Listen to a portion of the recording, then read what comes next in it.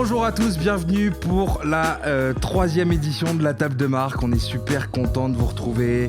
On espère que tout le monde va bien, que vous passez de bons playoffs. On est très heureux de vous retrouver.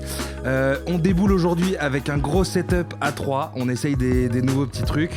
Donc voilà, avec nous aujourd'hui on a un nouvel invité, un nouvel intervenant. Vous le connaissez peut-être via le podcast du Carton.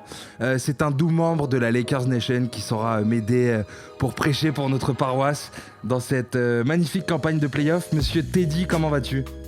Bah ça va super bien, très content de faire partie de la table de marque. J'espère que je serai au niveau. Maintenant qu'on voit ma tête, faut pas que je trempe du menton, quoi. Ah, t'as plus le droit à l'erreur, mais t'inquiète pas. En plus, t'as choisi le bon camp, donc je pense que ça va très très bien se passer. Et avec nous, c'est le taulier du programme. C'est un peu comme ces bons vieux meubles dans les maisons de campagne. Il bouge pas, il est tout le temps là. Sa présentation n'est qu'une formalité. Antoine, comment ça se passe ? Écoute, ça va super bien, gros. Super content de tous vous retrouver. Bienvenue à Teddy. Maintenant, je vais commencer à me sentir un peu seul face à deux fanboys des Lakers. Donc, va falloir injecter du sang neuf bientôt dans les prochaines émissions. Mais hyper content de vous retrouver et hâte de parler basket. Super, c'est parfait. Écoutez, moi, je vais super bien aussi. Il fait beau, il fait bon. C'est les playoffs, on a des beaux duels, du bon basket. Que demande le peuple, j'ai envie de dire. Donc voilà, messieurs, on va pouvoir commencer. Hein ? La meilleure période de l'année. Ah, mais de loin, mec, de loin. En plus, on est encore dans la période où c'est pas encore les 40 degrés et compagnie. Tu vois, il fait bon, mais t'es pas trop playoff. Enfin voilà, c'est. Du coup, tu mets des pulls et tout. Ouais, mais ça, c'est pour le flow de l'émission, gros. Je suis obligé. Là, je suis en train de transpirer sa race. Il y a des obligations. Il y a des obligations, c'est pour le bien de la table de marque. Donc voilà, messieurs, avant de commencer, on va se faire une petite présentation du programme. Comme d'hab, qui dit nouveau setup à 3 dit petit remaniement du format et ça s'y prête assez bien parce qu'aujourd'hui on va aborder deux gros sujets. C'est vrai que d'habitude on se fait un gros sujet, des petits trucs un peu satellites, j'ai envie de dire, à droite à gauche. Mais là on va se faire deux sujets. Donc le premier, on va se faire un point sur les playoffs, série par série, pour voir un peu où est-ce qu'on en est au niveau de ces premiers tours. Et ensuite, pour continuer un peu sur cette série des récompenses individuelles qu'on a lancées depuis la première table de marque, on va se faire un débat tout simplement sur le MVP. Du coup, la Ligue qui avait annoncé tous les finalistes pour tous les trophées, etc. Au niveau du MVP, ça se passe entre Jokic, Embiid et Curry. Donc deux pivots quand même. Ça fait longtemps qu'on n'a pas eu deux pivots dans une conf comme ça, finaliste de MVP. Et ça fait, je crois qu'il n'y a pas eu de vrai poste 5 MVP de la Ligue depuis chaque 2002, je crois, si je dis pas de conneries. En tout cas, c'est chaque entre 2000 et 2002. 2000, chaque 2000. Ouais, 2000. Donc ça fait 21 ans qu'on n'a pas de pivot MVP. Ça pourrait être la première fois du coup depuis 21 ans. Écoutez, messieurs, on va pouvoir démarrer. Allez, c'est parti. Allez, let's go. On va se faire un petit état des lieux des playoffs. L'état des lieux des playoffs. Messieurs, on a des super belles séries sur ce premier tour de playoffs. Du coup, on va analyser tout ça tranquillement. Des séries sur lesquelles on va peut-être passer un peu plus vite que d'autres parce qu'il y a moins de choses à dire tout simplement et se réserver un peu plus de temps de parole pour les séries, j'aime bien ce mot, mais les plus bandantes. Et c'est vrai que les playoffs, c'est quand même assez bandant. Messieurs, je vous propose de démarrer tout de suite avec la série entre Philly et Washington. Je vous avoue que j'ai un petit bloc-notes comme ça à côté où j'ai des notes, etc. J'ai des séries où il y a beaucoup de pavés et sur celle-là j'ai juste quelques stats et sinon l'analyse c'est MDR. Genre vraiment je déconne pas, il y a 3 lettres MDR. Je balance des stats très très vite fait sur cette série. Embiid est en 29-7-3, j'arrondis, hein. Harris est en 25-9-3 aussi. Bill est en 33-8-5 et Westbrook en 14-5-13. Au niveau des stats purement face à face en termes d'équipe, on le voit à l'écran, grosse différence de tout en fait, 2 points en termes de pourcentage, en termes de passes, et puis 3-0 Philly, c'est juste sans appel. Messieurs, vous en pensez quoi de cette série ? Allez Teddy, lance-toi à l'eau vu que c'est ta première TDM. Je pense que là sur ton carnet il y a aussi un petit dessin de balai, je pense que t'as mis. Bon après le Washington chez eux ils peuvent toujours tenter de gagner, remporter un match, mais pour le coup ouais c'est même par rapport à tout ce que t'as dit, c'est rien que le niveau de jeu déployé, c'est fort quoi. Les Sixers, on se rend compte réellement que mis à part effectivement leur duo ou même leur trio de tête un peu All-Star au niveau All-Star, bah, ils ont des gars tout érodés, voilà, ils sont premiers de l'Est, on sait pourquoi. Les Wizards, on sent qu'ils sont un peu plus, même beaucoup plus dans le dur, qui profitent peut-être pas des je vais pas dire défauts, mais points où ils pourraient un peu plus s'appuyer. Alors ouais, il y a un Bradley Beal qui fait ses games. Westbrook, à part effectivement casser de la planche, c'est pas trop ça. Carrément. Antoine, toi, tu vois quoi sur cette série pour l'instant? Je pense que c'est conforme à ce qu'on attendait. Je suis totalement d'accord avec Teddy. Les Washington ne profitent pas du peu d'opportunités qu'ils pourraient profiter. Et en face, les Sixers dégagent vraiment une assise défensive impressionnante et des capacités offensives qui font peur, à mon avis, aux autres franchises. Après, j'ai envie de dire, c'est qu'un échauffement pour le moment pour les Sixers. On les attend au second tour, même si là encore, face à New York ou Atlanta, ils seront clairement supérieurs. Mais vraiment, pour le moment, j'ai l'impression que les Sixers sont bien en marche. Carrément, carrément. Et c'est vrai que la défense fait toute la diff. De toute façon, on l'avait dit sur la table de marque de la semaine dernière. Attention à la défense. La défense est en train de faire le taf. On le voit quand même. Washington n'inscrit que 105 points. Là où les Sixers en mettent 125. Donc en fait, les Sixers sont au-dessus défensivement, on le savait, mais largement au-dessus aussi en attaque. Il n'y a juste rien à faire. C'est une équipe qui est trop organisée. Et puis, comme vous l'avez dit, ils sont largement supérieurs tout en étant en mode croisière, quoi. C'est-à-dire qu'ils sont en pilotage automatique, c'est peinard, aucune pression. Si jamais il y a le moindre doute, un petit coup de pied sur l'accélérateur et c'est terminé. Vraiment, vraiment, vraiment, il ne force rien. Je ne sais pas combien de temps joue Embiid sur cette série, mais ça ne doit pas dépasser plus de 25, 26, 27 minutes par match. Embiid était à peu près ça, ouais, je crois que j'avais regardé. Et ça veut tout dire. Carrément. Carrément. Messieurs, on va passer sur New York-Atlanta. C'est une série sur laquelle on va parler un petit peu plus. Série très défensive en fait, contrairement à ce qu'on aurait pu s'imaginer. En tout cas, du côté des Hawks, je m'attendais à quelque chose d'un peu moins, et même globalement une série plus disputée. C'est bizarre parce que on a à la fois l'impression que c'est serré et tout, mais en même temps que Atlanta a quand même une petite marge d'avance, un petit coup d'avance toujours sur son adversaire. Malgré un match serré en fait que Trae Young a éteint avec un immense tir, les Hawks savent toujours se débrouiller pour conserver leur avance. Moi, ce que je me demande, c'est où est le MIP. Randle a complètement disparu par rapport à sa saison. La réalité des playoffs aussi, c'est que au bout d'un moment, les bonnes équipes en playoffs, c'est celles qui ont de la continuité et de la profondeur. Les Hawks, ils sont renforcés l'année dernière, ils sont dans la continuité d'un projet et on voit bien que là, ça fait la différence. Et les Knicks, qui même s'ils font une super saison régulière avec un super Randle, c'est l'année 1 des nouveaux Knicks, entre guillemets, de la renaissance des Knicks. Donc voilà, moi je leur en veux pas forcément. Et gros crédit aux Hawks quand même qui se construisent depuis longtemps et qui sont toujours en train de step up en fait, mine de rien. Donc messieurs, je vous laisse la parole. Vous en pensez quoi de New York-Atlanta? Il y a quand même 1-3. C'est compliqué là pour les Knicks quand même, j'ai l'impression. Moi, j'étais de ceux qui doutaient considérablement des Hawks et de leur capacité à bien performer en playoff. Au final, ils m'impressionnent. Enfin, je les voyais se faire rouler dessus en défense, notamment. Au final, Clint Capella apporte vraiment des choses. DeAndre Hunter est présent également.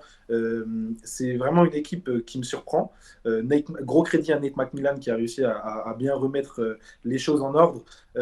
Trae Young aussi me surprend par sa capacité par sa maîtrise tout simplement. Son mental, il a un mental le garçon. Il continue d'aller chercher des fautes en permanence, il a une confiance en lui vraiment, même quand ses shoots ne rentrent pas, ben, il fait toujours la même chose et au final ça finit par payer. Donc Atlanta à suivre, ils peuvent un petit peu, après la série n'est pas encore finie, je pense quand même qu'ils vont s'imposer contre les Knicks. C'est vrai que Julius Randle est transparent, après il est souvent trap. Il est dans des. Il a du mal à se mettre. Tu vois, il a du mal à se mettre dans ses dispositions. Ouais, mais du coup, j'ai l'impression qu'il a du mal aussi à se rendre compte et accepter qu'il est trappe et que du coup, il faut que tu lâches le ballon. C'est-à-dire qu'en gros, il y a des fois où tu peux faire une décision de passe plus rapidement, mais t'essayes quand même. Du coup, t'es là, tu perds un peu du temps et forcément, après, là où il y avait peut-être une ouverture, ça se referme, quoi. Et il se prend lui-même il tombe tout seul, j'ai l'impression, consciemment dans le piège des Hawks et on peut que leur donner du crédit. De toute façon, ça se voit au niveau des stats, meilleur pourcentage, beaucoup plus de passes. On a un jeu qui est vraiment plus collectif du côté d'Atlanta. Donc toi, Teddy, c'est quoi ton analyse, ta lecture sur la série? Ouais, c'est ça, c'est un Randall absent qui justement il tombe et il fait tomber aussi les siens avec. Derrick Rose, des joueurs un peu plus expérimentés qui connaissent ce genre de rendez-vous sont là, mais sont peut-être un peu trop tout seuls. RJ Barrett aussi est pas au niveau dont on l'attend, et d'où cette montée en puissance de fin de saison. Là, on pensait justement qu'il allait être un des joueurs majeurs de la série, alors pas du tout. Tu parlais de la continuité des Hawks. Bah oui, elle se voit depuis que Nate McMillan a repris les ailes même de l'équipe.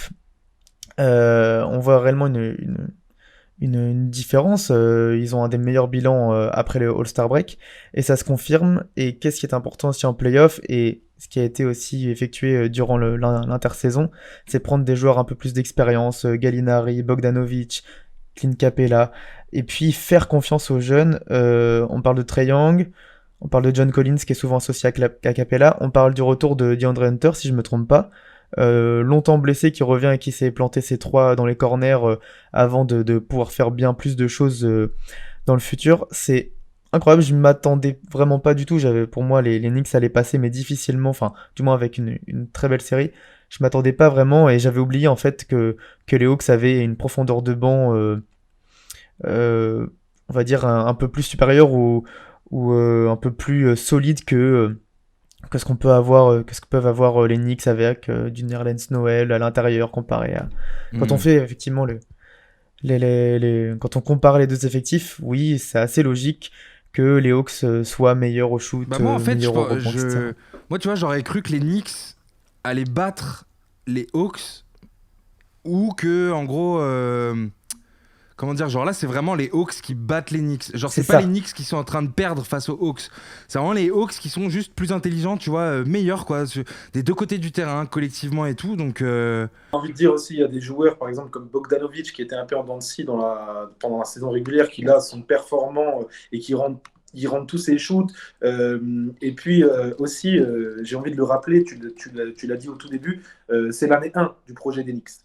ouais. Derrick Rose est venu en cours de saison, RJ Barrett découvre les playoffs, Julius Randle c'est pareil. Même si du côté des Hawks c'est la même chose, Trae Young il voulait déjà faire les. Enfin, Les après, ça n'a gars, pas vraiment de sens ce que je dis, mais ouais. j'ai l'impression que le projet est plus mature, que comme tu l'as dit, Teddy, l'équipe est plus profonde. Et donc, c'est aussi pour ça, tu vois. Mais Ouais, ouais. en tout cas, les Knicks, félicitations d'être allés en playoff. Rendez-vous l'année prochaine. Les gars, Milwaukee, Miami, on va aller un peu plus vite, comme je disais, sur cette série, parce que c'est vrai que bah, à la fois c'est surprenant. Alors, moi, ce que je me suis mis comme petite note, j'ai même pas envie de rentrer dans les stats ou quoi que ce soit. J'ai mis que c'était une série ultra rapide et sans suspense. Ça, j'ai envie de dire, belle analyse. Sinon, la domination des Bucks des deux côtés a fait le boulot fois 1000. Yanis qui clôt la série sur un énorme 20, 12, 15.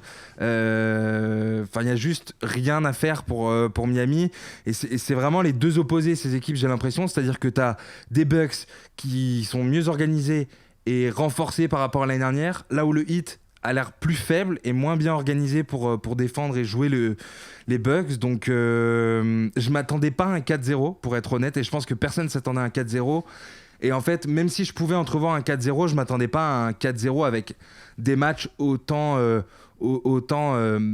genre il y a juste rien à faire quoi, c'est des écarts de fou. Laisse tomber. Donc voilà, messieurs, vous, Milwaukee, Miami, c'est quoi vos retours sur cette série qui du coup est déjà terminée 4-0 quoi, sweep. C'est même pas Miami n'a pas pris un seul match. Moi, je ne m'attendais pas à voir Miami balayer aussi vite et aussi tôt. C'est vrai que au vu du Game 1 très serré, on s'attendait à ce qu'il y ait au moins réaction sur la suite des matchs. Et au final, Milwaukee est monté en puissance. Le Game 1 était un peu avec quelques incertitudes. Il y avait peut-être quelques points sur lesquels tu pouvais t'inquiéter sur la suite de la série. Et au final, ils sont montés en puissance. Mike Budenholzer a réussi à trouver des alternatives quand certaines choses ne fonctionnaient pas. Et puis surtout, tu as cette impression que tout rentrait. Bryn Forbes, je me souviens du match 2, on parlait du premier carton où il y a 46-20 Après une avec Forbes, c'est Klay Thompson cette sur ce pluie match, de hein. 3 points. Et puis vraiment, Chris Middleton à son meilleur niveau. Jrue Holiday capable de faire bien plus de choses que ce que n'en faisait Bledsoe l'année dernière. Donc au final, pas étonnant. même si on pensait que Miami. Moi, le 4-0 m'étonne pas, mais ce qui m'étonne vraiment, c'est, je te dis, c'est l'écart entre les matchs, quoi. C'est sans appel à tous les niveaux. C'est-à-dire, tu regardes le score final de la série 4-0, c'est pas étonnant. Par contre, putain, les écarts de match, quoi, c'est assez ouf. T'es dit, toi, Milwaukee, Miami, tu l'as vécu comment, cette série? Ah, je l'ai vécu de façon express déjà, mais moi le 4-0 je l'attendais pas du tout. Pour revenir à ce que tu disais, et bon, vous avez bien parlé des Bucks, je vais pas revenir, mais je pense tout pareil que vous, hein. Donc je vais plutôt me concentrer sur le hit, et c'est vrai que c'est pas surprenant, on va dire, sur la. Il y a quand même 20 points d'écart, hein, sur la Il y a série. 20 points d'écart, et finalement, par rapport aux Bucks qu'on attendait revanchards par rapport à l'année passée, et le hit qu'on pouvait se dire, allez, une confirmation sur la bulle de justement 2020, bah, on se rend compte qu'en fait, il y a eu la confirmation surtout sur toute la régulière écoulée, qui était très complexe dès le début de la saison. Ils sont bien revenus, et puis, euh, et puis on voit finalement que ouais, c'est encore jeune sur certains postes, encore peu d'expérience, quelques joueurs qui sont partis en cours de saison et qui manquent, hein, Jake Roder qui est là dans l'Arizona qui fait plaisir. Et ouais, pour finir, effectivement, si on compare encore une fois les effectifs, c'est sans appel. C'était compliqué pour le hit, et Jimmy Butler, on l'a pas senti une seule fois, voilà, pouvoir dominer comme il a pu le faire l'année passée, ou encore quand il était avec les Sixers où il portait sur son dos l'équipe. Là, Mhm. ça fait du mal à voir, mais en tout cas, bravo les Bucks, je les attends avec grande impatience là pour les demi-finales de conf contre, je pense, l'équipe qu'on va enchaîner tout de suite. Ok, ok. Brooklyn-Boston. Du coup, le vainqueur de cette série, qui est sans secret, j'ai envie de dire, va affronter du coup les Bucks au tour suivant. 3-1 dans la série, avec pareil un écart de quasiment 10 points sur la série, des meilleurs pourcentages, un peu plus de passes niveau Brooklyn. Les gars, il y a un trio chez les, chez les New-Yorkais, ça c'est juste pour piquer les gars des Knicks, qui met 85 points par match de moyenne sur cette série. Ah ouais. C'est-à-dire que KD est Ouais, à... j'avais pas la stat. Ok, je vous balance toutes les stats, ok. Je vous balance Vas-y. les Là, stats sur le de... dernier match, je sais qu'ils ont mis 104 des 141 points. Je vous balance les stats des trois. Il y a KD, il est en 35-8-3. Kyrie, il est en 25-7-7-3. Et Harden qui est en 27-7-8. Waouh. Donc, on a un trio qui score 85 points par match face à une meute de un loup composée de Jason Tatum et de son fils Deuce, qui score 30 points, 5 rebonds et 4,5 passes. Où est Kemba? Ouais, c'est même pas sur ça que j'ai. Même s'il y avait Kemba, je sais, même s'il y avait un gros Kemba, je sais pas si ça changerait quelque chose. Non, je suis d'accord, Je suis pas mais sûr. c'est vrai qu'il y a des garçons quand même, on se dit... Putain, peut-être que si Kemba il pouvait faire plus. Je dis pas que ça changerait l'issue de la série. Je dis qu'au moins ça nous offrirait une série. C'est-à-dire que là, ça va probablement se finir en sweep de Après, gentlemen. Les Celtics arrivent à en prendre un, on se demande comment. Mais genre, t'as- d'ailleurs, Harden a raté un match, hein, le dernier, je crois d'ailleurs. non, là sur le dernier, à 3, ils mettent 104 des 141 Ouais, points et Harden est à 18 passes d'ailleurs. ouais. Mais, moi, ce que j'ai. Après, je trouve que tu es un petit peu sévère. C'est vrai que, comme je le disais, c'était une promenade de santé, cette série. Mais quand même, je m'attendais pas à voir des matchs où les Celtics se battent. Mine de rien, les Celtics donnent du fil à retordre un peu à Brooklyn. Bon, alors Brooklyn est en chaussons et se balade tranquillement. Et tu sens qu'ils sont sereins, que ils ont 10 millions de solutions en attaque. Mais voilà, quand même. Il faut donner du crédit à Boston qui a perdu Jaylen Brown, et Jason Tatum est exceptionnel. Il regarde dans les yeux les superstars d'en face. Tu gagnes pas, mais j'ai envie de dire c'est normal. De toute façon, tu pouvais rien espérer face à ce Brooklyn là. Teddy, Brooklyn-Boston. Bah, de même, un petit peu, les Celtics, je les attendais pas du tout gagnants. Pour autant, c'est vrai que si on a vu un meilleur Kemba, il y aurait eu ce côté un petit peu de. Donc on peut y croire pour l'année prochaine parce que Kemba sera encore là. Là, j'ai l'impression effectivement que le projet s'essouffle encore plus que l'année passée, etc., etc. Il y a des bons jeunes, mais c'est beaucoup trop jeune quand t'affrontes les Nets, et même des Nets assez lents. On les a vus en première mi-temps, donc la nuit de dimanche à lundi. Ils mettent un petit coup de pied d'accélérateur. On parle même pas de Joe Harris ou de Black Griffin, enfin sur des séquences du moins, mais on oublie aussi que chaque joueur de Brooklyn connaît son rôle. Ça, ça score très très facilement. Même pas besoin d'avoir une grosse défense, même pas besoin de faire forcément d'avoir les trois superstars au top niveau pour gagner. Très très dangereux les Nets. Ouais, je suis assez Mais d'accord. de, Puis de toute façon, de je toute pense que façon, de toute façon, les Celtics n'ont pas les armes. non, Quoi non, qu'il il arrive. y a rien à faire, c'est trop compliqué. Déjà que de base, l'effectif au complet ne fait pas le poids, mais si en plus t'as pas Jaylen Brown, c'est trop compliqué. Kemba, de toute façon, je me moque un peu de lui gentiment, mais il est à l'image de sa saison, c'est-à-dire il est pas mauvais, mais il est pas au niveau du Kemba attendu. Donc non, non, trop compliqué. Je suis tout à fait d'accord avec tout ce qui a été dit. Puis de toute façon, je pense que tout le monde dans la sphère NBA Le- est d'accord avec cette lecture-là. Donc messieurs, Utah, Memphis, on passe à l'Ouest. Et là, on a une série qui me fait kiffer parce que il y a 2-1, mais selon ce qui va se passer sur les prochains matchs, il y a des trucs qui vont pouvoir se confirmer ou pas. C'est-à-dire que bah déjà quand même, je trouve il y a un gros écart de points sur la série, mais il y a 2-1. Au niveau du pourcentage au tir, on n'est pas loin. Au niveau des passes et tout, pareil. Statistiquement, c'est une série qui est très serrée. Et dès que Donovan est revenu, bim, le Jazz gagne 2 matchs et récupère son avantage du terrain du coup. Enfin, quoique non, parce que là, ça joue à Memphis encore pour un match. Ouais. Donc là, Memphis doit absolument gagner le Game 4 en fait, pour essayer de rester en vie, parce que sinon, ça va être très très compliqué de retourner à Utah et de devoir gagner 2 matchs. Ça va être trop chaud. On a une super belle série, plus qu'il n'y paraît en fait dans les résultats finaux. Et je trouve que malgré de gros écarts par moment en cours de match ou à la fin, Memphis s'est toujours recollé au score. C'est-à-dire que ils sont jamais bien loin en fait d'une victoire ou d'un lead dans un match. Mais voilà, en tout cas, comme je le disais, depuis le retour de Mitchell, le Jazz a gagné 2 de ses matchs. Le match 4 va être décisif. La victoire du Jazz dans le Tennessee leur a fait du bien. Et j'ai juste envie de dire un truc avant de vous passer la parole. Rendons hommage à un Mike Conley qui est monstrueux sur la série, en silence comme d'habitude, mais qui est monstrueux en 23, 5, 11 à 44% au tir. Je me rappelle des débats qu'il y avait quand il avait été eu All-Star, comme quoi, ouais, des Rosanne, blablabla, blablabla. Moi, j'étais là en mode, les gars, stop. Mike Conley est un vrai joueur, il fait une pure saison, il est premier de la ligue. Content pour lui, il confirme, il est super bon sur cette première série de playoffs. Les gars, Utah-Memphis, c'est quoi votre lecture là-dessus? Vas-y, Teddy, vas-y. Ouais, déjà, je vais essayer de pas dire trop de bêtises pour notre ami Paul s'il nous écoute. Non, non, mais en tout cas, effectivement, tu en as parlé, le retour de Donovan Mitchell qui fait clairement la différence. Memphis, encore une équipe finalement, on va dire jeune et qui du coup, enfin jeune, il y a du Valanciunas, des joueurs expérimentés, mais qui donne tout, Ils sont même quand même en collectivement année 2. Hein. C'est l'année oui, en 2 année 2, du projet de reconstruction, donc c'est très très et bien. puis ça, ouais, ça joue très très bien, ils méritent largement leur place. On sait qu'ils sont capables de gagner, là on l'a vu au play-in de gros duels, ils ont pas peur du tout ces gars-là. Dylan Brooks qui fait une très très bonne série, Ja Morant au scoring aussi, c'est assez incroyable, pareil en année 2. Pour autant, voilà, le Jazz qui depuis 2 matchs là est sur sa continuité de l'année.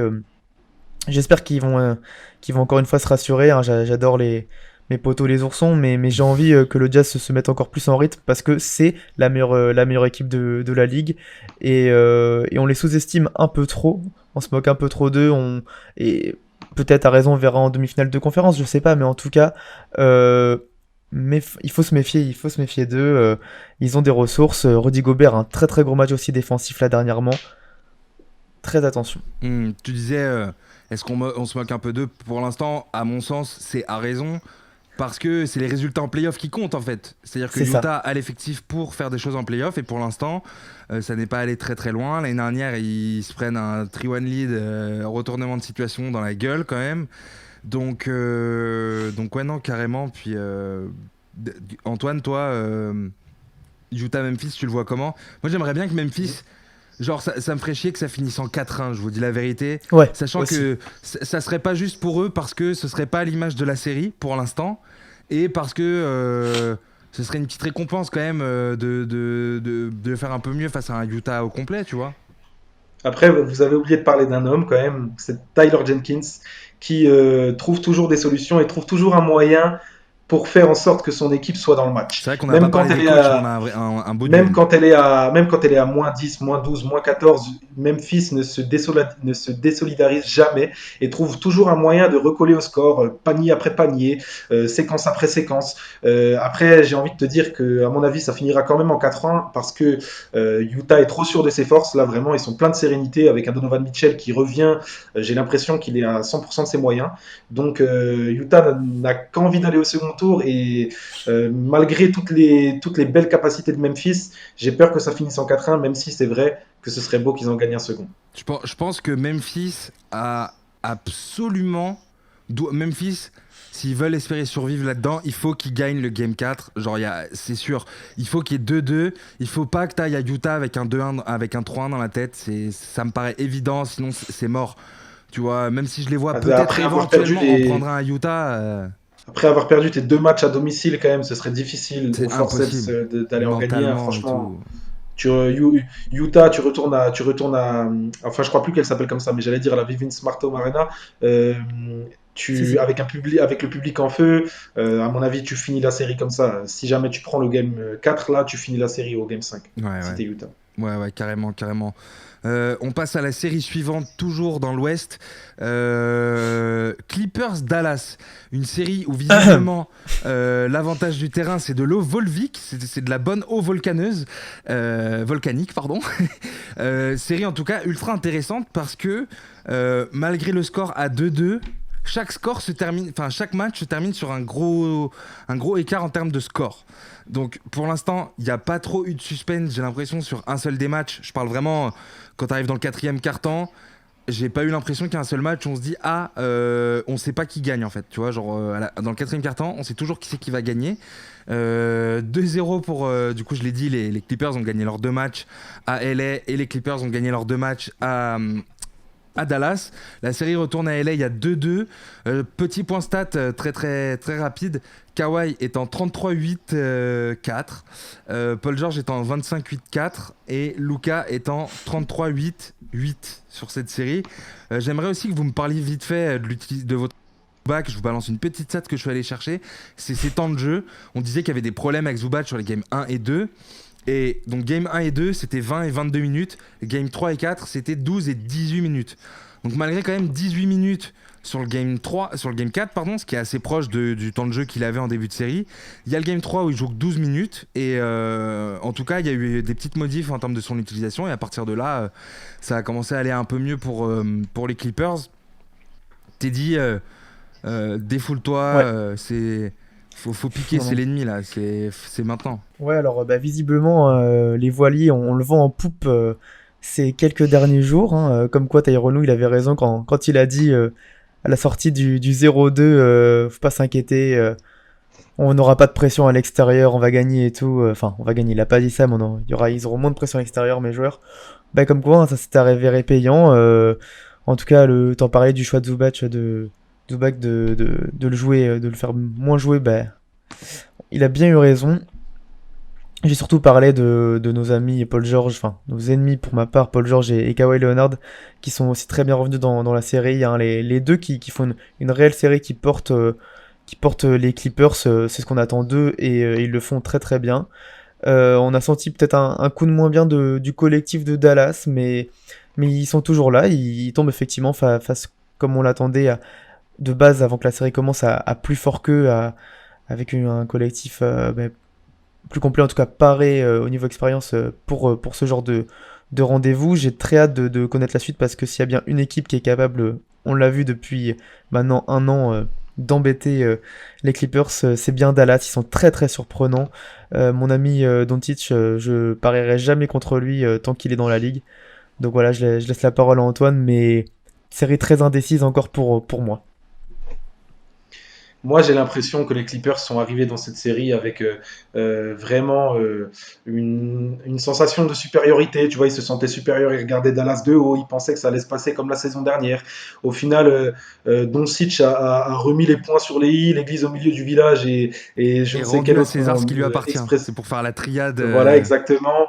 Exactement, il a vraiment fait deux masterclass. Ben, il continue de faire des masterclass, même si son dernier match est un petit peu moins impressionnant parce qu'il est mieux défendu. Et puis, du coup, les Clippers, au fur et à mesure de la série, ils se sont reconcentrés. J'ai l'impression il a qu'ils quand même ont. les stats de Kawhi Luka, alors que le mec a 12 Ouais. ans et il fait 5 passes de plus. J'ai quand même l'impression que les Clippers, tu vois, t'as trouvé Ben là, déjà, t'as changé ton 5 majeur, t'as mis Nicolas Batum en T'as un meilleur pivot. Et du équilibre. coup, tu as trouvé comment attaquer cette équipe de Dallas. Tu commences aussi à comprendre comment un peu mieux les défendre. Tu bloques les autres au lieu de bloquer Luka, même si là, comme je le disais, le dernier match, Luka est un peu moins impressionnant.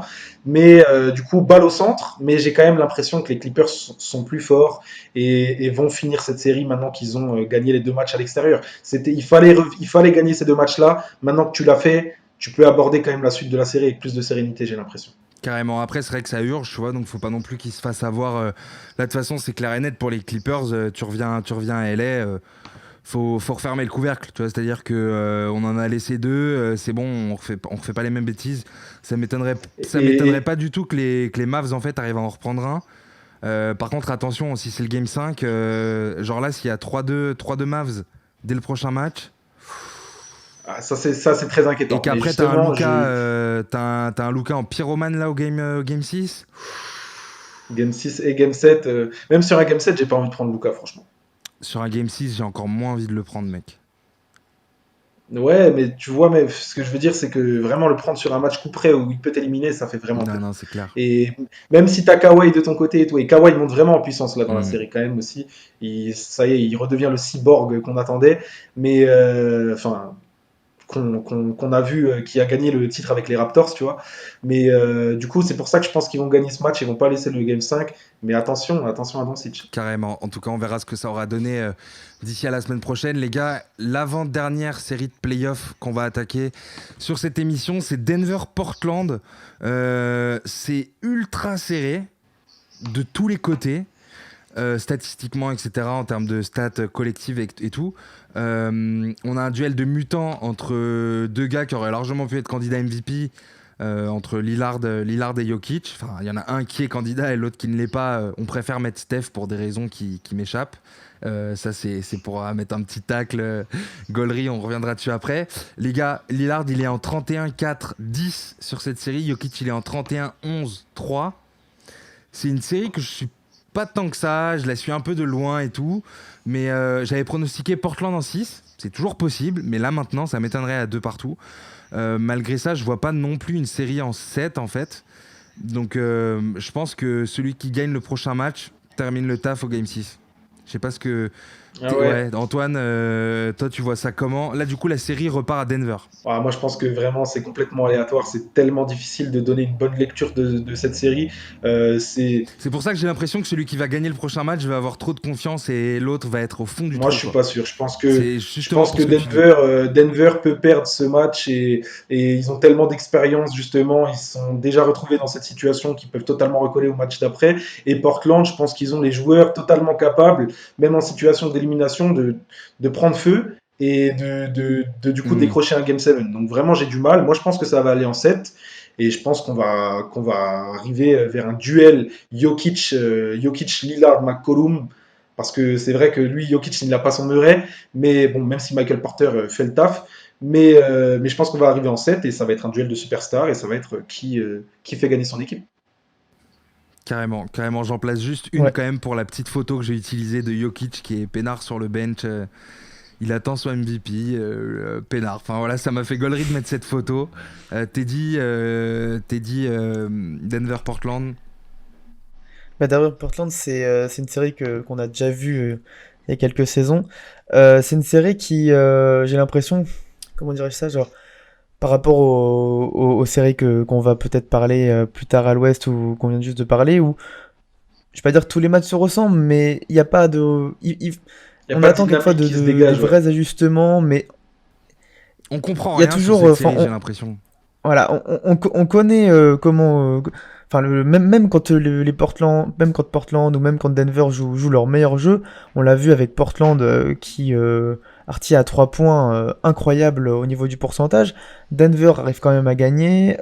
Ces deux équipes surtout pour les Nuggets qu'on effectivement un très très bon jeu, qu'on connaît bien maintenant depuis plusieurs saisons, qui a fait qui fait le taf, et même sans Murray qui arrive à trouver des ajustements avec Michael Porter Jr., enfin avec Campazzo, pardon, l'Argentin, Facundo. qui fait aussi son tour en NBA. Facundo Campazzo, voilà. Mais, mais de l'autre côté, pareil, enfin, en fait, il y a plein d'individualités qui ne déçoivent pas du tout dans cette série. Norman Powell qui est bien revenu d'ailleurs au match 4.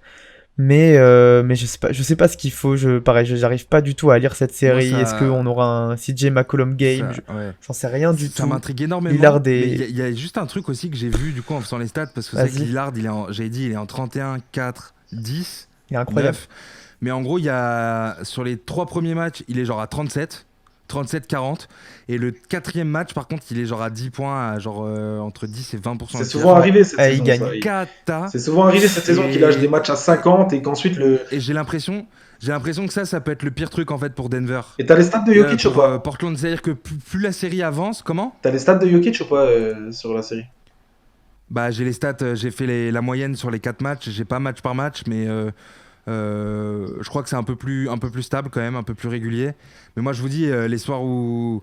Et c'est souvent comme ça pour Portland, les soirs où ça rentre pas pour Lillard, bah ça gagne pas du côté de Portland. Donc voilà, en tout cas série ultra intéressante à suivre et on fera un point la semaine prochaine. Les gars, De toutes les séries, quand même de toutes les séries, je pense que c'est la plus indécise celle-là.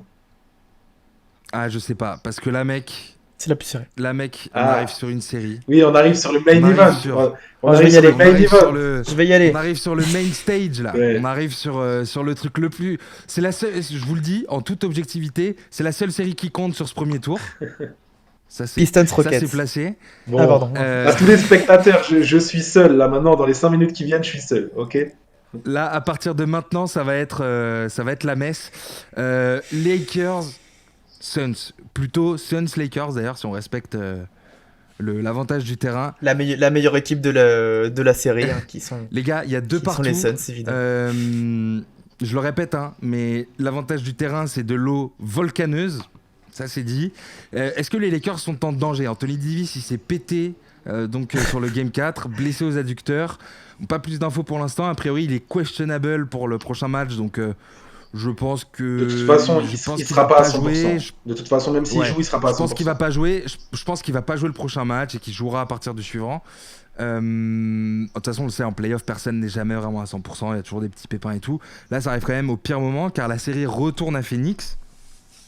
Le point stat, il va être un peu long parce que il y a des gars qui m'intéressent et d'autres dont on parlera aussi après. Booker est en 25-5-5, grosso modo. Ayton est en 20-13. 0,25 passes. LeBron est en 22-8-8 et AD est en 22-8-3. Il y a énormément de trucs à dire. Quoi qu'on pense de cette série, malgré les blessures d'un côté ou de l'autre, on a quand même deux équipes qui se regardent droit dans les yeux, que tout peut arriver de chaque côté. En fait, tu as les armes pour remporter la série. Et parmi ceux que j'avais pas cités dans les stats, du coup, je pense très très fort à Chris Paul, évidemment, qui fait du Chris Paul, en fait. Et à Dennis Schroeder qui fait le taf. Avec la blessure d'AD, j'aurais aimé voir un KCP sur le terrain lors du match 4. Malheureusement, il était absent.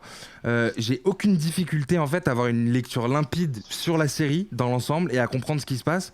Par contre, j'ai énormément de mal à me projeter. J'ai l'impression en fait que plus que jamais, les matchs à venir, dans les matchs à venir, on va avoir un duel de fou entre Chris Paul et LeBron. Pas tant forcément dans le scoring, mais vraiment dans lequel va faire gagner son équipe, lequel est en fait le meilleur chef d'orchestre de son équipe sur cette série. Et voilà, donc j'aime beaucoup les autres joueurs, les histoires d'avantage du terrain, j'aime beaucoup Frank Vogel, j'aime beaucoup Monty Williams, mais là on arrive à un moment crucial. T'aimes beaucoup dans la Frank série. Vogel? On arrive à un moment non mais tu sais, c'est une histoire de parler, tu sais, j'aime bien Brésil, Ronaldinho, machin chouette, mais là on arrive à un moment crucial dans la série où en fait ces deux garçons doivent s'imposer.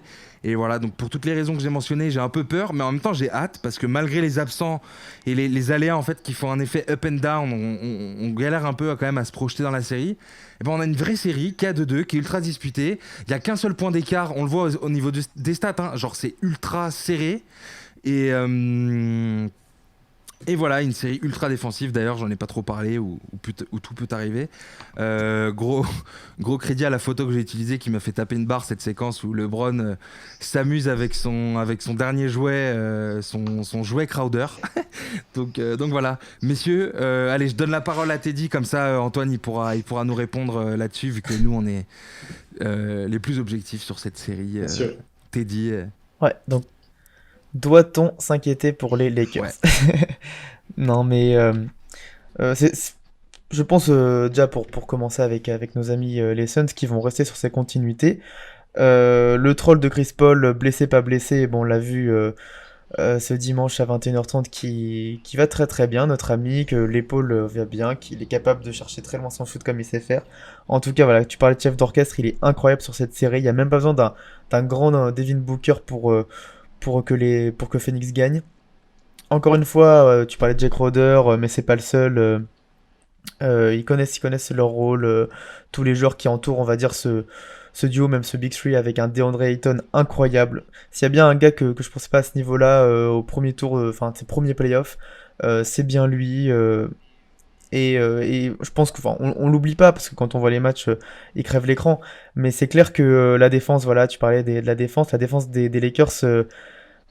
Pourtant, Alors, hein, j'avoue on que j'en ai connaît un André peu Drummond marre qui de voir adore. DeAndre Ayton tout seul sous le cercle. Ça me rend fou. Ouais, J'ai c'est l'impression qu'il a ça, que des c'est dunks ça. ouverts. Ça, c'est vrai que je l'ai pas dit dans mon truc, mais ça me rend vraiment dingue. Maintenant, j'ai l'impression que c'est un choix aussi. Donc voilà, je vais pas trop rentrer dans les détails, Bah, je vous laisse parler, mais j'ai l'impression que c'est un choix aussi. Genre, je- tu préfères te faire punir par Ayton peut-être que par des shooters à 3 points. ouais, Bon, je peux comprendre. je termine parce que du coup, ouais, c'est ça, c'est un petit peu un petit coup de gueule contre certains joueurs des Lakers et en passant justement par l'entraîneur, je comprends pas tellement les rotations au poste intérieur. Montrezl qui est, à ce que j'ai compris, hein, quand même meilleur sixième homme de l'année. On le fait très très très peu jouer, enfin on le fait même pas du tout jouer au dernier Ah, on match. récupère des gars Marc des Gasol Clippers, qui, gros. C'est une arnaque. je, au dernier match, Marc Gasol qui fait plutôt à chaque fois de belles séquences, de belles entrées, et qui finalement ne. Alors peut-être aussi parce que c'est compliqué en défense pour lui, mais n'est pas là où ça compte. On laisse jouer pas mal jouer André Drummond.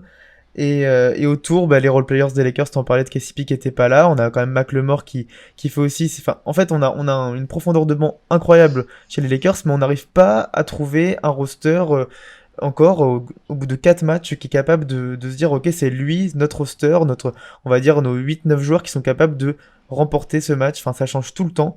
Euh, à l'image de toute l'année, je suis un petit peu saoulé par ça parce que c'est pas comme ça qu'on gagne déjà une série, mais qu'on gagne aussi des playoffs. Ok, il faut s'adapter à notre vis-à-vis aux Suns, mais pour le moment c'est toujours pas fait et on le voit à 2-2. Les Suns se respectent et respectent leur classement et jouent leur jeu admirablement bien, avec beaucoup de malice, parce qu'ils ont des joueurs capables de ça. Les Lakers sont pas au niveau, et il y a des joueurs qui doivent step up. Vous le voyez ici. Voilà, le lieutenant des Lakers, il s'appelle pas Alexis Caruso, hein. Lieutenant de LeBron. À toi, C'est Antoine. clair, Kuzma aussi, ce serait bien qu'il mette quelques tirs. Ah ouais. Non, pour le coup, moi, de toute façon, je vais pas faire le hater des Lakers face à deux fanboys, parce que je m'en fais pas pour les Lakers. Même si tu as évoqué toutes les problématiques de rotation, de repères en fait qui te manquent et de prise de rythme tout simplement, parce qu'il faut pas oublier que LeBron revient tout juste et que Davis n'est clairement pas à 100%. En face, tu as une équipe qui, elle, au contraire, est pleine de certitudes, pleine de repères et qui n'a pas du tout, qui n'a aucun mal à jouer son jeu malgré un Chris Paul diminué. Du coup, je pense que de toute façon, à la LeBron peut se permettre de voir aller des séries venir en 7. Et donc, je vois la série aller en 7 avec un Phoenix qui continue de nous surprendre. Et un match serré, même sur le Game 7, mais un LeBron qui montre que c'est le meilleur chef d'orchestre de la ligue et peut-être même de tous les temps. Pour répondre à ta question tout à l'heure quand tu demandais qui serait le meilleur entre CP3 et LeBron. Je suis Le d'accord. King. Et je suis d'accord aussi avec ce que vous avez dit, c'est-à-dire qu'au vu de la physionomie de la série et au vu de la physionomie de la saison, on a des Suns qui sont fidèles à eux-mêmes, des Lakers qui sont un peu plus troublés par des blessures, par des trucs comme ça. J'ai du mal là à 2-2, tu retournes à Phoenix, j'ai du mal à voir une série en 6. Je pense que ça va partir sur une série en 7. Et tu vas pas Et me faire croire que sur une série, que sur un Game 7, LeBron perd. Moi, si, J'aurais une Phoenix, hein. vision plus rationnelle. Ouais, mais mec, quand LeBron passe l'épaule, on la connaît cette phrase.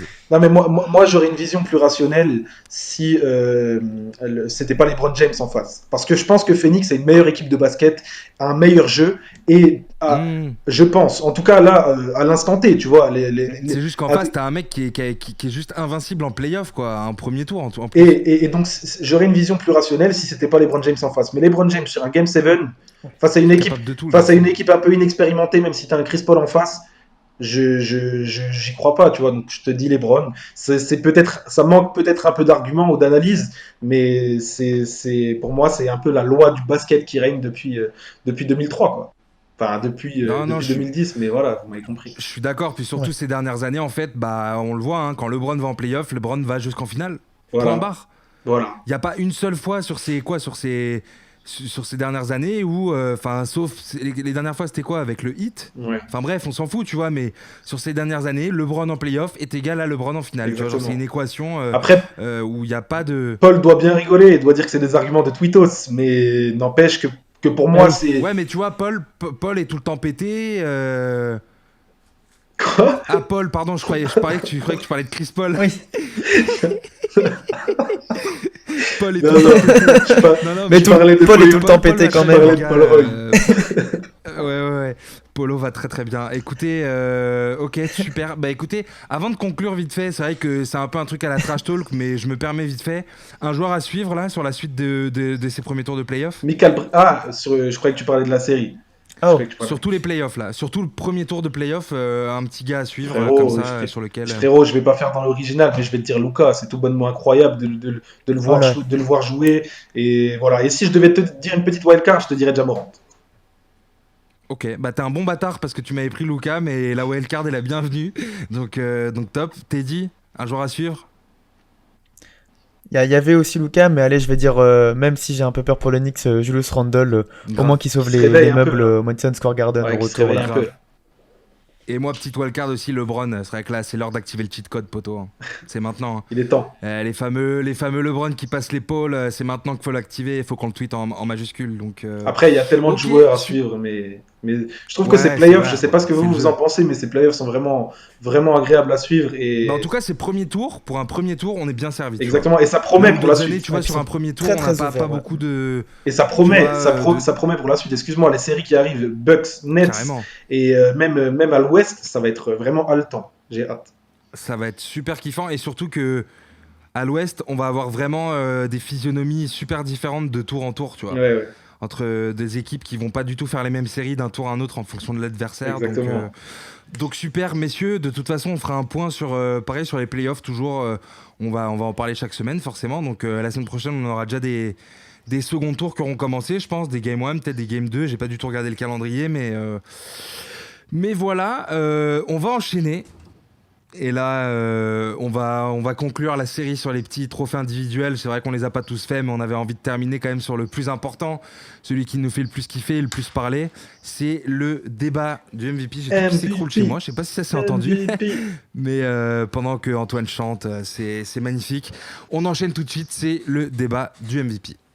Le débat du MVP. Messieurs, on est plus qu'en fin de saison puisqu'on est en pleine période de play-off. Donc du coup, c'est l'heure de faire les petits votes pour le MVP parce que c'est vrai que à chaque fois, là, sur les dernières émissions, on parlait du MIP, on parlait de ceci, cela. À chaque fois, les résultats étaient donnés quasiment en même temps que nous. Donc c'est vrai que ça nous a un peu frustrés. On balance le MVP en espérant que la Ligue ne nous fume pas. Et c'est-à-dire que la Ligue ne balance pas les gagnants au moment où l'émission sera en train de se faire monter. Mais en tout cas, on a 3 garçons cette année. Je vais pas tout de suite forcément trop donner mon avis. Pour moi, il y en a un qui a peut-être pas forcément sa place. On va en parler après. Il y a une vraie bataille entre 2 gars. Curry, Embiid, Jokic. Messieurs, qui veut prendre la parole en premier ? Antoine ? Moi, tout simplement pour te dire qu'il y a Antoine, allez. qu'il n'y a pas de vraie bataille. Je suis pas d'accord, il n'y a pas de vraie bataille. Pour moi, Non, mais c'est juste que si tu dis que en fait, là où je disais ça, c'est que, bon, je parlais de Curry, mais tu vois, si Curry est dans ce truc-là, on peut considérer qu'il y a une bataille entre Embiid et Jokic à partir du moment où tu mets Steph dans le même panier. ouais, Mais c'est vrai que si Steph t'enlève ce panier, tu fais un panier de 2 finalistes, là, il n'y a plus aucun débat. Mais pour moi, il y en a un à partir du moment où Steph est là. Enfin, tu vois, c'était ça dans ma logique. Oui, oui, oui, je vois ce que tu veux dire, mais en vrai, je trouve quand même qu'il n'y a pas tellement de bataille que ça. On en a déjà parlé à maintes reprises, Hugo, toi et moi, parce qu'il y a un argument que tu ne peux pas contredire. Alors, je vais y venir plus tard, l'argument que tu ne peux pas contredire, mais moi, si je devais le donner de base, avant que Embiid se blesse, d'ailleurs, au tout début de la saison, avant que LeBron se blesse, LeBron est le clair favori, puis ensuite Clairement. Embiid se dégage complètement, et je l'aurais donné clairement à Embiid s'il ne se blesse pas, parce que il dégageait une impression de domination et une sensation de puissance similaire à celle que Yanis dégage.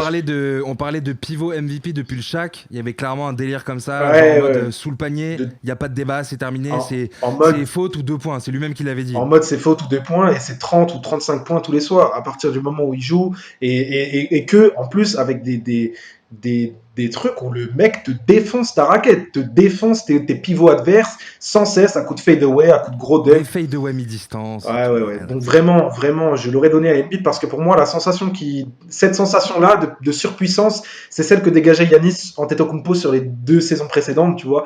Et on le donnait du coup à Yanis sans hésiter parce qu'il était numéro 1 de sa conf et que tu avais cette sensation de domination. Donc pour moi, ces arguments s'appliquaient à Embiid jusqu'à la blessure où le fait de rater 21 matchs pour moi te pénalise beaucoup trop et fait que en face, tu as un Jokic qui au final n'a que 2 victoires de moins que les Sixers, même s'il est troisième de l'Ouest. Mais si tu mets le format 1-16, eh ben, Denver est à seulement 2 victoires des Sixers, donc c'est pas tant que ça.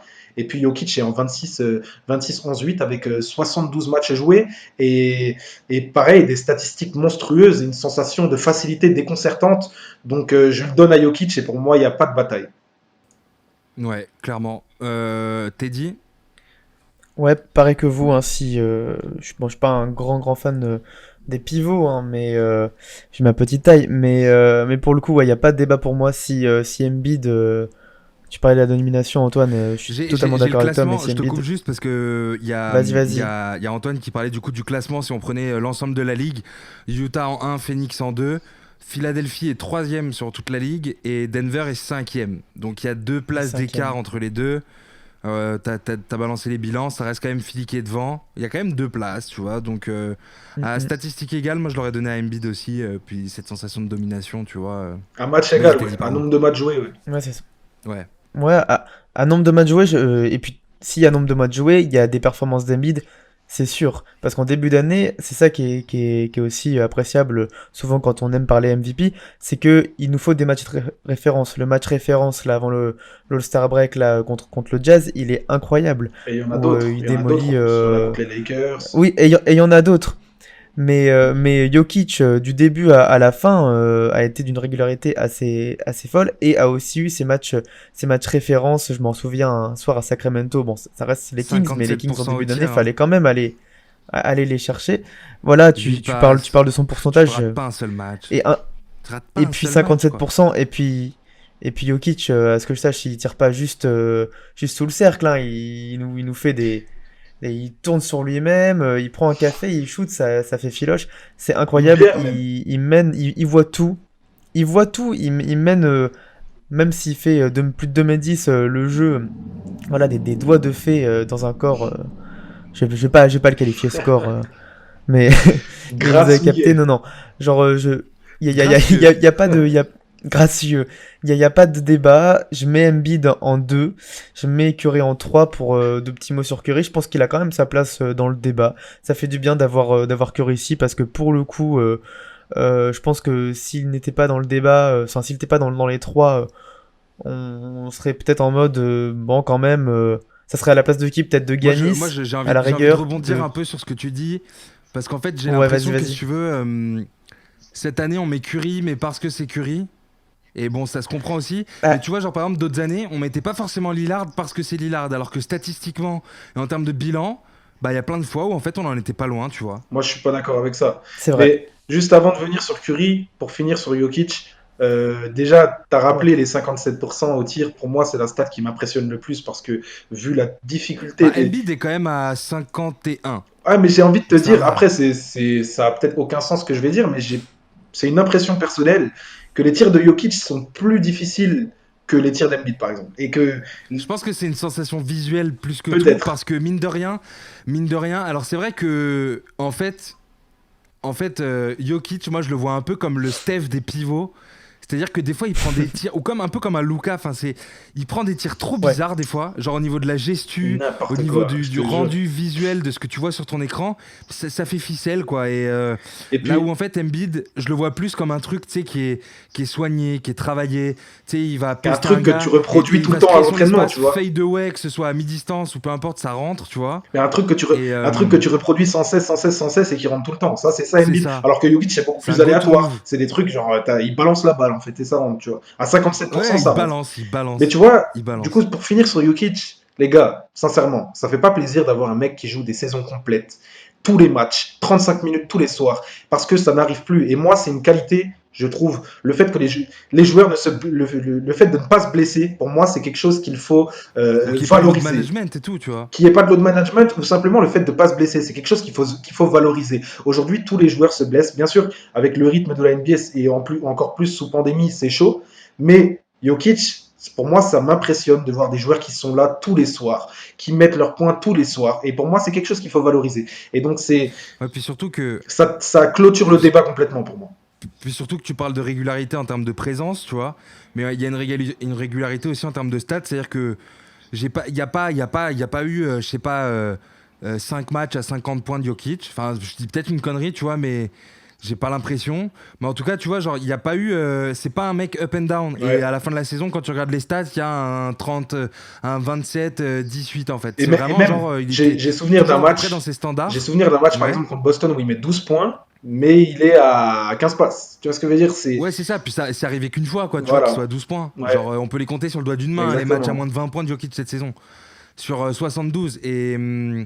Mais c'est vrai que ce que tu dis, c'est vrai en termes de blessures et tout. Des gars qui sont là et qui ont un niveau de régularité, faut les récompenser parce que bah, c'est pas facile, c'est une qualité. Et tu vois, mais moi, je maintiens que je suis pas ultra chaud sur Curry. Alors je sais, moi je l'adore, les gens l'adorent et tout, mais je sais pas, j'ai beaucoup trop. En fait, depuis le début, malgré une saison de fou, je suis dans l'incapacité en fait de ne serait-ce que le considérer pour le MVP. Alors on le met Mais finaliste. pourquoi? De toute façon, fallait mettre quelqu'un, mais parce qu'il est combienième de sa conf, Il est les gars. huitième. Il est huitième. Il est 8ème. Et Ça suffit alors, pour être À la fin de troisième. la saison, il gagne il pas est- le play-in. Oh. Fin de la saison, Oh, quand on mais regarde, ça, quand on regarde ça- le classement, Oh. quand on regarde le classement Mais attends. post-play-in, les gars, il est 9ème. Mais attends. Pour moi, tu peux pas considérer un mec qui est 9ème dans un débat du MVP. Mais- On peut me dire à l'ancienne, il y a eu des Russell Westbrook et tout, il faisait des dingueries. C'est un autre débat, tu vois, mais moi, de base, je suis pas chaud pour mettre un gars dans une Mais conf attends, de attends, MVP attends. pour un gars qui est genre mais 9ème faut- de sa conf. Ouais, mais attends, Hugo. Sur toute la ligue, ils sont 14e. Il est average en termes de bilan collectif. Il est average. Il est au milieu. Mais Hugo, on parle pas de lui décerner le trophée. Le premier truc qu'on t'a dit, Teddy et moi, dans nos argumentaires pour te donner Jokic vainqueur, c'est qu'il n'y avait pas de débat et qu'il n'y avait pas bataille. Non, je suis d'accord, mais en fait, ce qui me dérange, c'est que c'est sûr que c'est Jokic qui va l'avoir. On est tous d'accord là-dessus, et je pense qu'on est tous d'accord sur notre classement. C'est Jokic, Embiid, Curry. Ouais. Fine. Moi, ce que je dis, ce qui me dérange, c'est juste que à la fin de la saison, c'est une sorte de pas un lot de consolation, tu vois, mais on se rappellera quand même que Steph Curry aura été parmi les finalistes du MVP. Mais, Et moi, désolé, mais, ça, mais Steph ça Curry- me dérange. Steph Ce qui me Curry dé- en fait, ce fait que sa j'essaie de meilleure dire, Ce qui saison. me dérange, c'est qu'on mette un gars qui termine 9ème de sa conf en finaliste de MVP, même si on lui donne pas et qu'on sait qu'il n'y a pas de débat, alors que on aurait pu mettre, je sais pas, vas-y, mets-moi un Donovan Mitchell en fait, ou même un Rudy Gobert. Yanis. Il Non. mérite 100 fois plus, mais ou Yanis. Yanis. Mais genre, ou Non. Mais pour 100 moi, fois plus. Yanis, oui, il y a que lui pour moi qui pourrait peut-être le remplacer parce que pour le coup, voilà, si on fait le tour très rapidement, aux Lakers non, Non, aux mais Clippers, c'est du ben, Donovan. quand Pour ils moi, sont il y a- pas managés, pour moi, il y a c'est- Mitchell, C'est du Donovan ou du Giannis. Mitchell, Chris Paul. Oui, ou mais- Yanis. et- mais Pourquoi ça- c'est Curry en pour- fait? Juste, est-ce que quelqu'un est capable de m'expliquer Mais en- pourquoi c'est Curry? Bah, attends, moi mais- je vais t'expliquer. mais J'arrive, non, mais c'est le j'arrive. meilleur. Vas-y, t'es Vas-y, bah, je finis juste, mais Ouais, c'est le meilleur scoreur de la ligue. On n'y attendait pas. On attendait son retour, mais pas à ce niveau-là. Il Ouais, porte mais sur c'est un son dos most valuable. les Warriors. C'est un most valuable C'est- player. C'est pas un better Ouais. scorer, best scorer. je veux Mais, dire. mais je suis d'accord avec toi. Et ça veut dire que maintenant, les meilleurs scoreurs, ce qui est quand même le but au basket de marquer, on peut plus au moins leur récompenser Bah, d'une place Bah, moi, je suis pas dans un d'accord top avec ça 3. parce que dans la ligue, il y a plein de mecs qui mettent v'là les points mais qui font pas gagner leur équipe. Et il y a aussi la défense. Ah oui, non, Ça mais compte. Est-ce que tu prends des rebonds? Est-ce que tu il fait passes? gagner son Et équipe. quels sont tes pourcentages? Il Quels fait- sont les matchs où t'es là? Quels sont. Bah, pour moi, il fait gagner son équipe et Oui, donner mais ce pour trophée un à bilan Donovan final Mitchell de qui loupe 9e le. de ta conf. Et alors, Tu peux pas mettre c'est donc, maintenant en fait, ce c'est. qui me dérange, c'est que. C'est-à-dire que maintenant En il fait, faut. je remets pas en question, mais pas du tout le fait que c'est un des meilleurs joueurs de la planète. Ça, Et cette c'est saison, un trophée individuel. c'est un trophée individuel. trophée dans lequel individuel. Le bilan collectif compte Devin- énormément. Parce que Mais pour être, bah, parce que- c'est une des parce que caractéristiques. Pour moi, Pour moi- on parle de Jokic. Regarde, on parle de Jokic, on parle d'Embiid. Au-delà des stats, pourquoi ils sont plus valuables pour leur équipe que Steph? Parce qu'ils ont un bilan collectif où ils sont dans le top 3 de leur conf. Non, mais Et c'est ça le Ok, côté bah, c'est valuable. et c'est C'est-à-dire pour que ça tu vois, qu'on les par met exemple, 1 et 2. Lillard, il est valuable, mais pas tant que ça quand on voit le bilan final de Portland. Tu vois ce que je veux dire? Donc Ah. valuable, mais Ouais. du coup, c'est pas le most valuable individual player. C'est juste valuable. Donc ça, pour moi, c'est un mélange de collectif, individuel. Quelle est la physionomie de ta saison, etc. Moi, je suis désolé, je suis choqué qu'on mette pas un Giannis ou un Donovan. Putain, la saison du Jazz, genre au bout d'un moment, on peut me dire ce qu'on veut. La saison du Jazz, pas la c'est saison une de Donovan. masterpiece. pour moi, Et ok, excuse-moi de te couper, vas-y, termine. vas-y. Pour moi, Vas-y. il y a trois joueurs qui peuvent, il y a trois joueurs qui peuvent espérer prendre la place de Steph en troisième position. Il y a Chris Paul, il y a Donovan Mitchell et Giannis Antetokounmpo. Mais c'est les trois seuls. Mais je mets Steph en numéro 3. Et pourquoi, Hugo? Déjà, pour moi, tous les arguments que tu as évoqués, on peut les contredire. Je vais t'expliquer pourquoi Steph Curry, il est troisième du MVP sans conteste. Parce que d'abord, il faut recontextualiser. Au début de saison, Klay Thompson se blesse. Personne ne donne cher de la peau des Warriors. Tout le monde dit qu'ils vont se faire éclater. Je me souviens du premier match contre les Nets, puis ensuite le match contre les Bucks, ou alors c'est l'inverse. Ils se font démonter et personne ne donne cher de la peau de Steph. Au final, Steph Curry nous ramène une saison individuelle vraiment hors du commun, avec des cartons à foison. Ouais, c'est un Steph il 2016, quoi. il tape son record en carrière. Il nous met des masterclass. Il gagne des matchs. Et tu sais pourquoi au final il mérite d'être troisième? Parce que tu dis oui, il est huitième. Nanana. Je suis d'accord avec toi sur ça. À ce moment-là, on peut mettre Westbrook aussi troisième parce qu'il est neuvième et qu'il est en méga triple double. Mais non, Moi, il y a parce juste que un truc qui me gêne dans ce que tu dis. attends. Vas-y, finis. Le bilan des Warriors, il est de 39 victoires pour 33 défaites. Ils sont à combien de victoires en fait des Mavs qui sont quatrième ou des Clippers ils sont à, Mais ça, on s'en fout. ils sont à pas tant À de la victoires fin que de la ça. journée, Bah, à la fin de par la rapport journée, à Lillard, ils sont par 9e, rapport à- gros. Et tu donnes et désolé, et tu vois, genre tu me compares, c'est sûr que si tu le compares aux Mavs, ben forcément tu te dis ouais bon, en fait ils sont 9e, mais s'ils avaient fini 6e, c'est la même chose. Sauf qu'il y a un écart considérable entre Non. la tête de chaque conférence. Bah je suis désolé, si. Tu vas me dire qu'il y a un En tout cas, écart. il y a une différence. Tu vas me Et dire qu'il y a vois, un écart ce qui me dérange considérable aussi- entre la saison des Mavs et la saison des Warriors. Vraiment Mais considérable. regarde, il y a un autre truc, ok, ça tu vois, ça peut se discuter, mais à la fin de la journée, le tableau il est là, ils sont 9e. Je dis pas qu'il y a, Mais non, mais qu'il y a t'as beaucoup pas d'écart ou le pas, droit de mais il y a un réagir truc comme aussi ça. qui me Non, mais dérange, d'accord. c'est C'est pas que pourquoi possible. cette saison, attends, il y a un truc aussi qui me dérange, c'est que pourquoi cette saison on est là, on dit oh mais les gars, Steph, regardez ce qu'il fait, il est tout seul. Mais parce il que fait c'est des impressionnant. cartons. Non mais d'accord, mais là où je veux en venir, c'est alors pourquoi l'année dernière on le donne pas à LeBron en fait? Bah ouais, il a 36 ans, bah- il fait des trucs de fou. Pourquoi Parce genre que quand c'est Giannis- LeBron la narration parce elle que est Giannis quoi? est au-dessus. Et quand c'est Steph, genre parce que Mais- tout le monde l'aime, parce que c'est Steph, Mais- genre ah mais les gars, vous vous rendez Non, compte non, il fait mais un truc non. de fou, Déjà, il faut t'oublies- qu'on mette top 3. Déjà, quoi. t'oublies quelque chose qui est primordial, c'est que nous, il n'y a aucun de nous deux qui le donnons à Steph. Juste, on le met troisième. Parce Non, que, mais et, voilà, et en c'est plus de ça qui ça, me dérange, c'est de le mettre troisième. l'argument que je t'ai pas évoqué non plus, mais ça, c'est un argument un peu de fanboy. Mais il y a quel joueur qui nous fait plus kiffer que Steph Curry dans la ligue, en fait? Qui? Cette saison, Bah, moi, qui après, il nous y en a. a d'autres. Moi, c'est pas. Moi, Et y a- visuellement, et y a- il m'impressionne. C'est pas celui qui me fait le plus kiffer. Je suis totalement transparent. J'adore ce qu'il fait. Et ça me fait kiffer. Non, mais attends, c'est tu celui vas pas qui me dire que- c'est tu vas peut-être pas- celui qui m'impressionne le plus. Mais Mais, tu- c'est pas celui qui me fait le plus kiffer. Mais tu vas pas me dire que la Mais ça, après, saison, c'est perso. Mais la il y a- saison précédente où il joue 5 matchs et là il revient, ça te fait pas kiffer ça. C'est pas un truc où genre la saison d'avant il est pas là, franchement c'est Mais alors, déprimant. pourquoi l'année dernière on met pas LeBron dans un top 3 alors que c'est le même délire la saison précédente au moment Mais où LeBron, ils se pètent, LeBron, ils sont LeBron, il est deuxième. LeBron Il est top 2. deuxième, LeBron. LeBron est Il est deuxième, deuxième. LeBron, l'année dernière. LeBron est deuxième. Il est deuxième et LeBron est Harden est deuxième. troisième, il me semble. C'est pas Harden qui est deuxième. Non, LeBron est 2. LeBron est 2 et Harden est 3. Et Yanis, après, tu le donnes à Yanis parce que Yanis, Parce que Yanis, c'est les arguments que je t'ai Parce que le bilan, évoqués parce avec que le L'année bilan, dernière, c'était pareil, avec il n'y avait pas Embiid. de débat. Hein.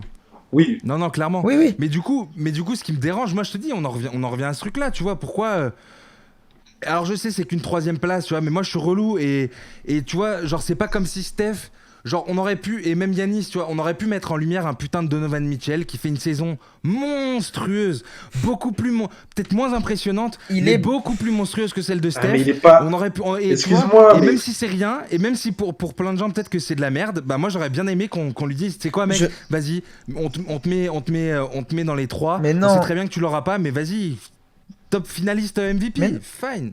Mais encore une fois, je redis, c'est un trophée individuel. Moi, j'ai pas un match référence. Alors, il y en a sûrement, mais de Donovan Mitchell, il m'a pas. Si, il y a quelques matchs quand même où il lâche plus de 35. Il y en a, mais tu vois là. Petit marché. Quand Steph fait un carton, tout le monde en parle. Ouais, mais c'est le délire du petit marché et pourtant. Quand c'est Donovan, tout le monde s'en bat les couilles parce c'est pas que. Vrai, ça c'est pas vrai. Ça c'est pas vrai. C'est pas vrai. Dans son année rookie, c'était le goût des rookies, tout le monde. Mais regarde, par exemple, oui, bah non. Il a atteint son niveau et il continue de progresser, tu vois. Non, moi je sais pas les gars, ça me dérange de. Moi je suis pas d'accord avec ça. De saucer un mec parce qu'en fait Steph, c'est pas, enfin. Il se pète, tu vois, il revient, c'est monstrueux ce qu'il fait, mais non, mais genre, attends. En fait, c'est le Steph de. Moi, je suis pas d'accord avec toi parce que malgré tout le crédit que je donne à Donovan Mitchell et la saison énorme qu'il fait, il a une équipe. À côté de lui, il a Mike Conley, il a Rudy Gobert, il a Bogdanovic, il a Derek Favors, il a Jordan Clarkson. Et Steph Curry, dis-moi, il a qui en fait? Steph Curry, il a qui? Cite-moi un MVP qui est seul en fait. Cite-moi un MVP. Mais ça existe pas. Ça existe pas. Mais cite-moi un joueur tout seul. Bah si, Westbrook il est seul. Cite-moi un joueur. Après, oui, ok. Mais cite-moi un joueur. Il est en triple double et c'est historique ce qu'il fait, tu vois. Cite-moi un joueur tout seul qui emmène son équipe en playoff. Tout seul. Mais il y en a pas. Bah Steph Curry. Mais est-ce qu'il a emmené son équipe en playoff? Il perd au play-in. Voilà, il l'emmène pas en playoff, gros. Mais non, mais là aujourd'hui, attends, tu vas perdre ça. Aujourd'hui, c'est pas. Donc attends. Il passe à un shoot de 3 points d'Hugo. Il passe à un shoot de 3 points de LeBron James. Tu vas pas me faire cet argument. Gros, Hugo, tu vas pas me faire cet argument. Tu vas me dire que s'il gagne le play-in, tu le mets 3ème. Du coup, ça a aucun sens. C'est pas parce qu'il. C'est pas parce qu'il perd le play-in et qu'il est pas en play-off. Mais oui. Moi je le mets pas 3ème. Moi je te dis que pourtant. Je le mets pas 3ème, désolé. Il est en play-off alors qu'il emmène son équipe en play-off. Pas en play-off, ok, parce qu'il perd en play-in, mais il emmène son équipe en play-off au vu du bilan tout seul. C'est exceptionnel. En plus de ça, la saison, je veux dire, j'ai même pas les termes pour t'exprimer ce qu'elle m'a fait ressentir de voir un Steph Curry à ce niveau. J'ai même pas les termes. Sincèrement, ce serait pas assez, ça suffirait pas pour te dire à quel point il nous a époustouflés cette saison. Moi, et rien que pour ça, il mérite d'être 3ème. Moi, je suis d'accord avec vous, c'est juste, je te dis, j'aurais préféré qu'on mette peut-être d'autres gars en lumière. Ouais. Et c'est juste un délire de... Où, tu sais, je me dis, c'est peut-être injuste par rapport à d'autres mecs, en fait, qui méritent aussi et qui, finalement, qui méritent peut-être plus qu'un Steph. Et des gars qui ont été plus réguliers aussi, on le dit pas souvent, mais Steph, des fois, il a fait des matchs de merde cette saison. C'est pas gentil, ça c'est pas cool parce que, ok, il peut faire des matchs moins bons, mais franchement, il est régulier de ouf. Il est à 32 points de moyenne sur la saison. Donc c'est forcément qu'il est régulier. 30 d'ailleurs, je remets les stats. Ouais, c'est ça, il est en 32, 5, 6. J'ai juste deux trucs à dire. C'est déjà Steph en début de saison. Bon, on l'attendait pas du tout à ce niveau, mais c'est un joueur quand même qui, par rapport à tous les gars de l'école primaire qu'il a dans son équipe, il les a fait devenir en tout cas de vrais joueurs de système. C'était quand même l'année dernière, c'était peine perdue. Cette année, en quelques semaines, on a réellement vu du Steph Curry basketball. Crédit à Steve Kerr et Draymond Green pour ça. Crédit à Steve Kerr, crédit à Draymond Green, mais crédit aussi à Steph Curry qui s'est pas démonté. Et qui a joué son rôle de leader. Et qui a joué son rôle de leader, ce qui parfois des joueurs aussi à stats ne sont pas capables de faire. Curry l'a fait. Et juste pour dire et pour finir, enfin en tout cas pour ma part, ce sera mon dernier argument, et je pense que ça va satisfaire Hugo, c'est aussi que c'est la NBA, c'est les États-Unis, c'est la ligue qu'on adore aussi. Bien pour sûr, ce côté pour le show. Récit. Mettre un Giannis sur le podium, oui c'est génial, mais ça fait pas autant parler. La preuve. Mettre un Giannis aussi qui est 2 fois MVP, on reconnaît le talent de Giannis, et puis Giannis aujourd'hui le MVP qu'il vise c'est celui des finales.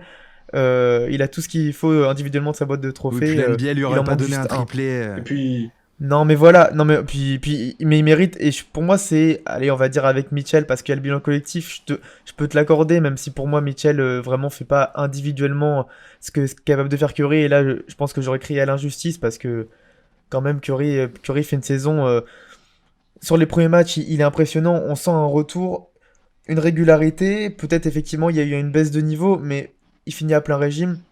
Donc j'ai envie de le mettre podium parce que voilà, en tant que Adam Silver, je le mets sur le podium pour faire parler les Français sur le trophée de MVP. Moi, ce qui me fait kiffer quand même, c'est qu'on a débattu à 80% du temps sur Curry, pourquoi il est 3, et pas du tout À sur Embiid et 91%, Jokic, tant il n'y a pas de débat. Donc, qua- 91% qui est son pourcentage au lancer franc, il est quasiment 50, 40, 90, ça 48 clôt et le débat 42. sur le Et puis podium. il y a une espèce de. Bon, ça, c'est un aspect totalement du public, mais je veux dire, il y a une espèce de justice, tu vois. Je veux dire, les Warriors, ils sont quand même tapés des sacrées galères, là, avec la blessure de Klay Thompson, la blessure de KD en finale, la blessure de Cousins, les départs de tout le monde.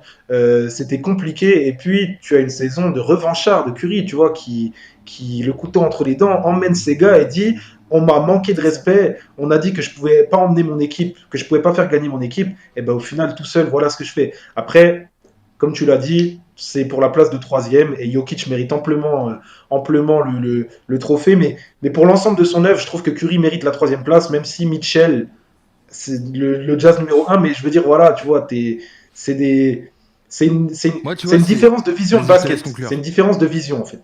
Clairement. Hmm. Moi, c'est vrai que. Mais je comprends ce délire de narrative et tout, narration. Encore une fois, moi, et je vais conclure là-dessus, ce qui me dérange un peu, c'est que c'est toujours pour les mêmes.